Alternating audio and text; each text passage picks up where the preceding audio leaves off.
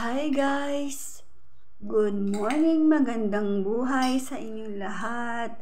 Ito nga, kahapon pa ako nagka-crave sa pancit canton. Ayan. Kaya ngayong almusal, pancit canton na ang aking naisipang almusalin. Yan, naluto ko na yan at nahalo ko na ang seasoning. Nilalagyan ko ng kanin ang aking pancit canton sa tuwing kumakain ako nito para mas mabusog ako. Yan. Sunod ay ang aking kape. Siyempre, hindi mawawala ang kape. Coffee is life.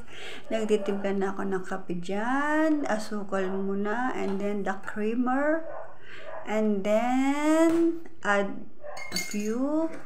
And then sunod ang kape. Yan. 2 scoop niyan ng kape para mas masarap, mas matapang. At nilagyan ko na nga ng tubig na mainit ang aking coffee. Sarap. Coffee is life talaga. Kahit nagagout ka na, coffee ka pa rin.